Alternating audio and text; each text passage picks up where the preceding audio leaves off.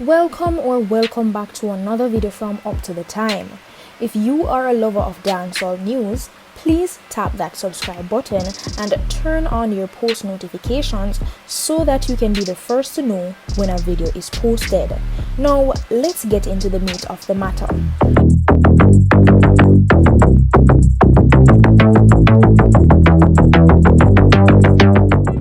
I'm sure by now you would have heard about the party which was held in Negril last weekend. Many of us, like myself, was very displeased after becoming aware of the event. At this time, I will share some news about Buju Banton's opinion on the occurrence of this event. The Mocha Fest fiasco is still a hot topic of discussion among Jamaicans on social media. Entertainers have pitched in to share their thoughts on the perceived double standard in Jamaica. Buju Banton, who often shares his anti-mask and anti-vaccination views on Instagram, is again issuing a warning to the public. My fellow Jamaicans, those at home and abroad, we are now at the crossroads. The time for decision is now. We have witnessed the wholesale destruction of lives, businesses, family, and your very freedom, he said following the Rick's Cafe saga. You have been under house arrest for almost 2 years. You were told 2 weeks. You were told to wear up to 10 masks. Now you are being told, you know what? Let us remember who we are. Let us get back to loving each other.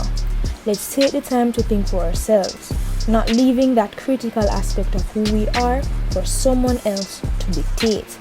Buju continued, you believe anything they tell you to your own detriment. You are not even aware. The dancehall legend continues, do the fruits you eat have the V? Do your clothes carry it? Ivermectin, does it work? If you do not have a plan for your life, they will have one for you. Peace to all. The Not an Easy Road DJ believes that COVID-19 is simply a control strategy and shares that even in this strategy, there is inequality or double standard as displayed at Rick's Cafe amid COVID restrictions. Buju's stance against the government and COVID-19 as usual did not sit well with some people. Broadcast journalist Ab Fitzhenley urged Banton not to spread propaganda to a population that is already disgruntled following the incident in Negril.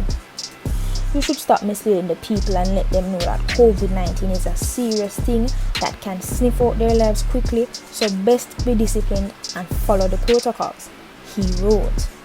Buju Banton clapped back, telling the seasoned journalist that he was free to post whatever he liked on his page. No political lackey should come on my page of freedom to tell a living soul under God what to do. Go take your V and wait your turn. And oh, it must be public. Buju continued. Additionally, Buju Banton is not the only artist speaking out on the issue. Bounty Killer and Beanie Man have also shared some striking thoughts on social media. Captioned below Bounty Killer's repost of the Rick's Cafe story by The Star are clear examples of the double standard in Jamaica. At Andrew Holness JM, on a charge the pastor lady and also at King Beanie Man, who is a true ambassador for country and its culture. We had a problem with that, but let's see what's gonna happen to Rick's Cafe now if it's a triple standard thing a go on, he questioned. The dancehall DJ continued by giving examples of Jamaicans who are facing severe consequences for breaking COVID measures, all while the 7-day event was allowed. On even launched big investigation pan with Olympian hero at Usain Bolt for a little small party gathering, comparing to this 1 week's event that was held. Poor people fed up. Our little movie star Trevor also had to pay a big fine. Uno friends need to pay too. Uno too wicked to drop people about ya, he said. In the comment section, Beanie Man said, one thing coronavirus show up in Jamaica is a double standard and lack of respect for us as Jamaican. It's at its peak, brother. Them see one video ad with me and a problem. And look at now, 7-day festival them promote on Jamaica Tourist Board. I feel laugh aya. Them a suffocate with industry while foreign promoters get freedom to do what them want. The government and the Jamaica Tourist Board publicly announced that they had launched an investigation into the event following backlash from the public.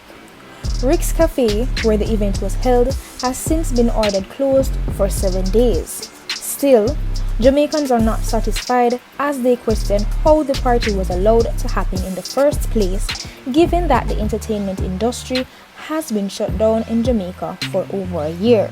Since the lockdown, the entertainment industry has been suffering and has made several calls to the government. But the leaders had declared that nothing could be done as COVID-19 is still rampant. In addition, several promoters and party patrons have been arrested and charged following attempts to host and attend events.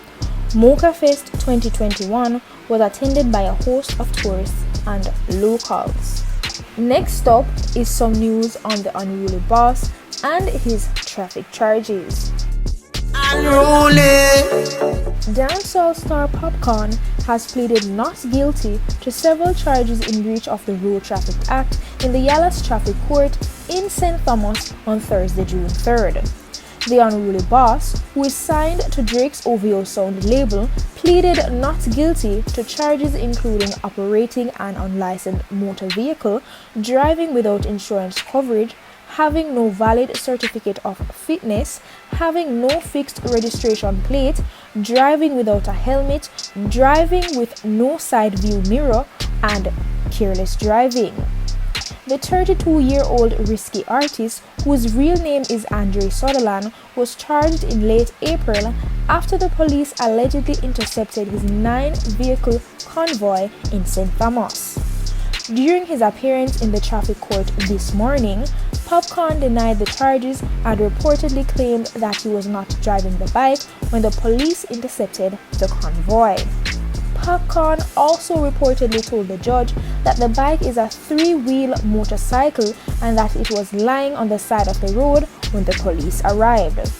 The singer, who is represented by Matthew Hyatt, will next appear in court on September 2nd when a trial date is expected to be set.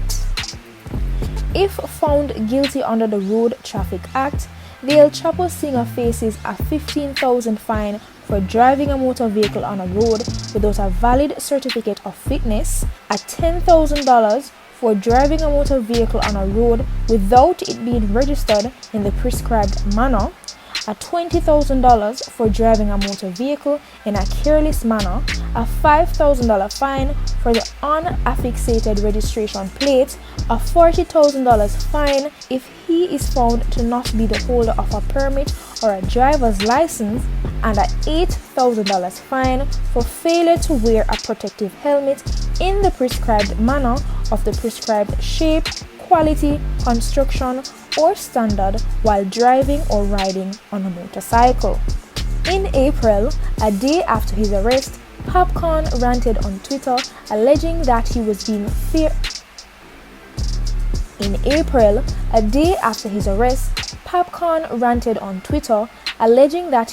unfairly targeted by the St. Thomas cops and that his annual Unruly Fest fundraiser concert was now in limbo as a result. However, Jamaican cops have since denied Popcaan's assertions, with commanding officer for the St. Thomas Parish, Superintendent Alison Byfield, claiming that the arresting officer did not know who the international dancehall singer was. The superintendent told the Star that on the day Popcaan was prosecuted, the police had received reports that a river party was being held in Sunning Hill, and acting upon intelligence, they went to the area where they intercepted a fleet of vehicles with the entertainer in the midst on a bike. Byfield added that along with contravening the law on that day, Popcaan had been warned the week before about hosting events in contravention of the Disaster Risk Management Act after he was spotted at the same site in the company of other persons. Under the DRMA, there is a ban on all public events in Jamaica. Byfield contended that nobody is above the law and that everyone traveling through the parish must have a vehicle that is properly regulated and deemed fit for the road. However, One St. Thomas resident and eyewitness described the situation being a big sting operation and an act of prosecution on a young man in his community on a dirt bike, riding a dirt bike on a dirt track, and one whose enduring passion has been to develop his underdeveloped parish. The resident, Alana Davis, also rebuked the Jamaica Constable Force for its poor community policing practices and lack of engagement of the young men in the Bath area, and expressed dismay at how the police quickly sent to national media outlets details of Popcaan's prosecution. Popcaan, who is best known for songs like Family, Everything Nice, Silence, and Numbers Don't Lie, has previously pleaded guilty to ganja possession in 2011 and to assaulting and obstructing a cop in Antigua in 2016. He was fined on both occasions. And that wraps up all the news for this video. Based on what has been said, I now have two questions for you all to answer. Firstly, do you believe that Jamaican citizens are facing inequality from the government with the privilege that the patrons were given to attend Mocha Fest? Secondly, do you think that Popcaan has been wrongfully charged, or is it that he's just being unruly? After all, he calls himself the unruly boss. Anyway, please share your opinion by leaving a comment below. Thank you so much for watching.